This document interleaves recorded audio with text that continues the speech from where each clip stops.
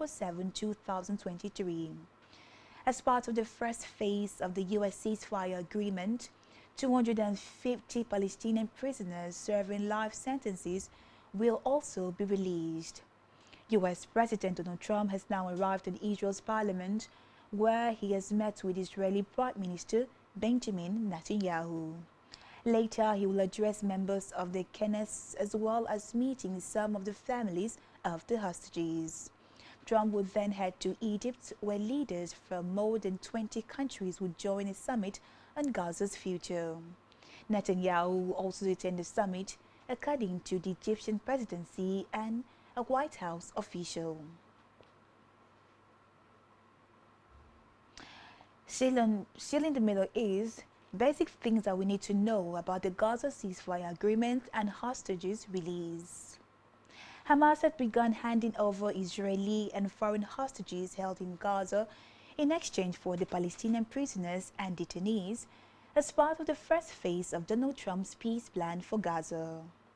The agreement saw a ceasefire come into effect last Friday and increased amounts of aid entered the Strip over the weekend.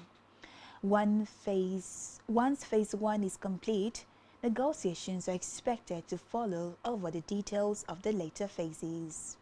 Here is what we need to know. Who are the hostages being released? The ceasefire deal that took effect on Friday should see Hamas release all the 48 Israelis and foreign hostages it is still holding after 2 years of war. However, only 20 of whom are confirmed to be alive.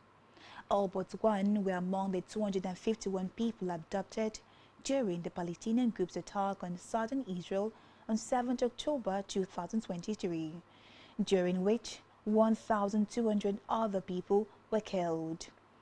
Israel responded by launching a military campaign in Gaza, during which more than 67,000 people have been killed, according to the territory's Hamas-run health ministry. This morning, Hamas handed 20 living hostages in 2 groups to the international community of the Red Cross. Israeli authorities said the first group comprised Eitan Mor, Gali Berman, Ziv Berman, Omri Miriam, Alon Ol, Guy Gilboa Dalla, and Mantan Agarest. The second group was made up of Bar Kupanstein, Iyatar David, Yosef Cham Oha, Segef Klakfon, Avinatan Or, Elkanah Bobot, Maxim Hekin, Nemrod Cohen, Matang Zangkuka, David Kuno, Ethan Ho, Rom Braslapski, and Ariel Kuno. A copy of the ceasefire agreement published by Israeli media states that the remains of all the deceased hostages should also be handed over by 12 p.m. local time today. But it also appears to acknowledge that Hamas and other Palestinian factions may not be able to locate all of them within that time frame. An Israeli official said that an international task force will soon start work to locate the remains of anyone who was not returned. Let's take a look at the Palestinian prisoners being released today. In exchange for the hostages, Israel has agreed to release 250 Palestinian prisoners serving life sentences in Israeli jails and 1,718 detainees from Gaza, including 15 minors. Updated lists of the names of the detainees and prisoners was published by the Hamas-run prisoner media office on Monday morning. The list of the prisoners does not include high-profile figures serving multiple life sentences for deadly attacks on Israelis, including Marwan Barghouti and Ahmed Sadat, whose release Hamas had demanded. Israeli media reported last week that around 100 of the 250 will be released in the occupied West Bank, 15 to the occupied East Jerusalem, and 135 will be deported to the Gaza Strip or elsewhere. It is unclear whether a delay in the release of all these hostages could also delay the release of the Palestinian prisoners. What else has been agreed in the first phase of the Trump's plan? The ceasefire took effect in Gaza at 12 p.m. local time on Friday over the weekend. Increased amounts of aid began entering the territory. The Israeli military said its troops had withdrawn to a line detailed in their agreement, which leaves it in control of 53% of Gaza. According to a spokesperson for the Prime Minister's office, a map shared by the White House last week indicated that this was the first of the 3 stages of Israeli withdrawals, with the other stages intended to occur during the later phases of Trump's peace plan. A multinational force of around 200 troops overseen by the U.S. military will monitor the ceasefire, according to a senior U.S. official. It is believed the force includes troops from Egypt, Qatar, Turkey, and the United Arab Emirates. The official said the role of the force would be to oversee and observe the ceasefire and make sure there is no violation or incursion. A second senior U.S. official said no U.S. forces would be on the ground in Gaza. Let's also take a look at what will happen in the later phases of this peace plan. If the hostages and prisoners are successfully exchanged, it is believed negotiations will follow over the later phases of Trump's 20-point plan. But many points could be hard to reach an agreement on. For instance, the plan, which you can read in full here, says that if it is agreed by both sides, the war would immediately end. It says Gaza would be demilitarized and all military, terror and offensive infrastructure will be destroyed. It also said Gaza would be initially governed by a temporary transitional committee of Palestinian technocrats supervised by a board of peace headed and chaired by Trump and involving former UK Prime Minister Tony Blair. Governors of the Strip will eventually be handed over to the Palestinian authorities, which administers the West Bank once it has undergone reforms. Hamas, which has run the territory since 2007, would play no future role in its governance, directly or indirectly, according to the plan. Hamas members would be offered amnesty if they are committed to a peaceful coexistence, or would be provided safe passage to another country.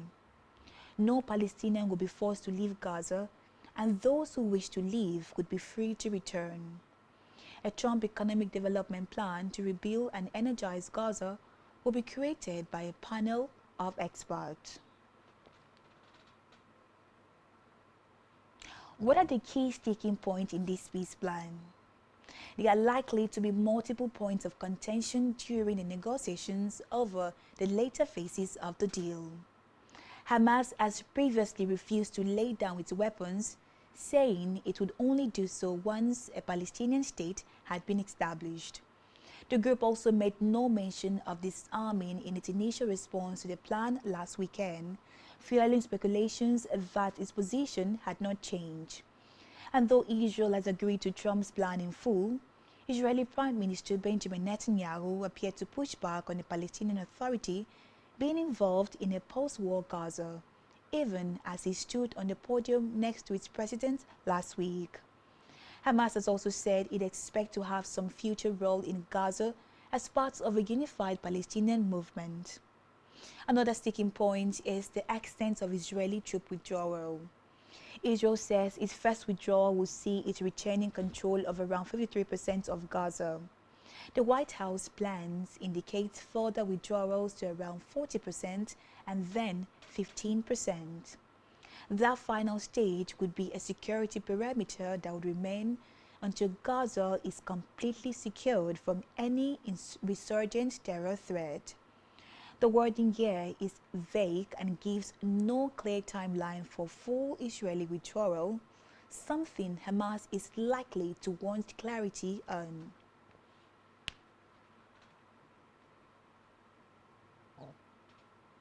Let's move now to, well, we are still in the Middle East, and this time around it's a war conflict between Gaza and Hamas. Dozens killed in Gaza as violence erupts between Hamas and armed clans. We could see here that dozens have been killed in Gaza during violent fighting that happened yesterday and within hours of the expected release of hostages in the war-torn region. Now, this is according to local report. The clashes between local militias also came ahead of a televised address in which Prime Minister Benjamin Netanyahu called the imminent hostage release the beginning of a new path. The Israeli president has cautioned the campaign is not over. There are still very great security challenges ahead of us, locals said. Gunfire had sent families fleeing in panic.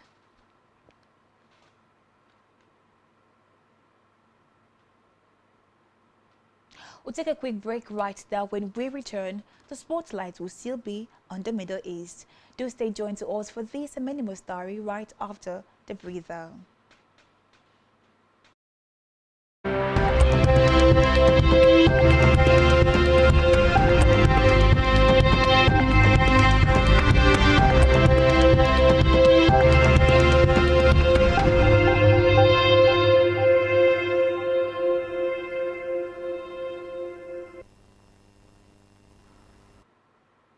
Many thanks for staying tuned. This is Worldview.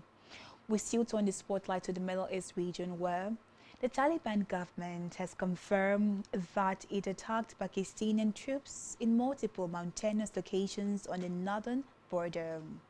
A Taliban spokesman said 58 Pakistani military personnel had been killed in what it called an act of retaliation. It claimed Pakistan had violated Afghan airspace and bombed a market inside its border on Thursday. Pakistan had disputed that figure, saying 23 of its armed forces members had died and claiming that 200 Taliban and affiliated terrorists have been neutralized.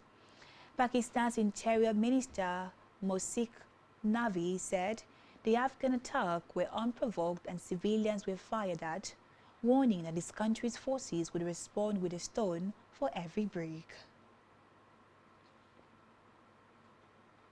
In Europe, French President Emmanuel Macron rejected calls to resign and blasted his opponent today as his latest government was threatened by two no-confidence motions that could bring it down by the end of the week. France is in the midst of its worst political crisis in decades as a succession of minority governments seeks to push deficit-reducing budget through a truculent legislature split into three distinct ideological blocs. Macron has borne through 5 prime ministers in less than 2 years, and many of his rivals have said the only way out of the crisis is for the president to call a fresh legislative elections or resign, both of which he said he has refused to do.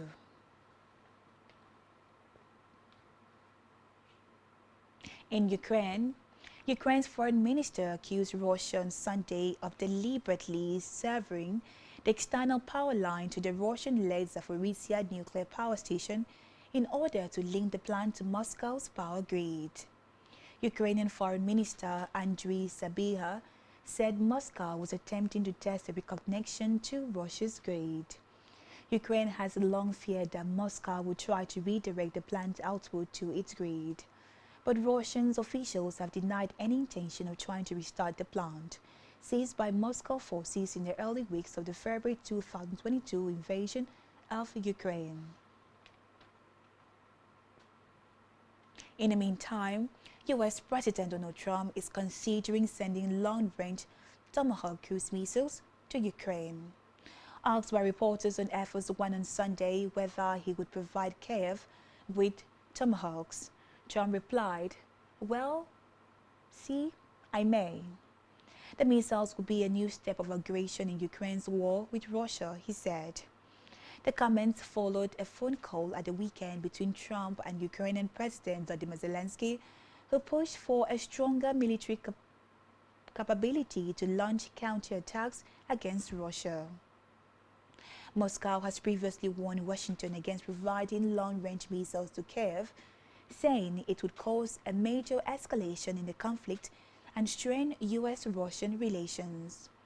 Tomahawk missiles have a range of 2,500 kilometers, which would put Moscow within reach for Ukraine. Trump said he would possibly speak to Russia about the Tomahawk requested by Ukraine.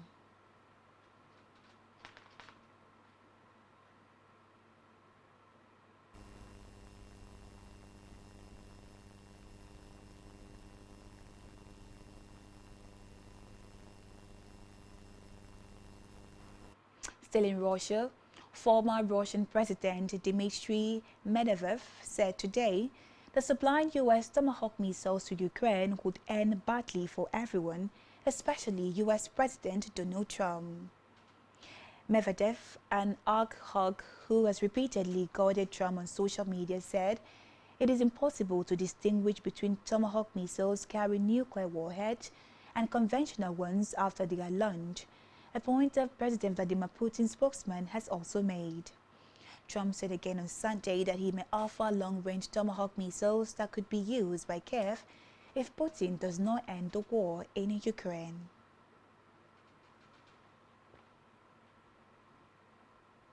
Last in the news at this hour, two trains collided in eastern Slovenia today, derailing an engine and a carriage and injuring at least 20 people. Emergency services and local media reported. Police footage posted on Facebook showed mangled wreckage and a locomotive and a carriage that had come off the truck lying on the side of a hill, while paramedics tended to the injured nearby. So, Slovenia's rescue service said it had sent 2 helicopters and several ambulances to the site. Broadcaster TAA reported that at least 20 people were injured and nearby hospitals were readying trauma plans.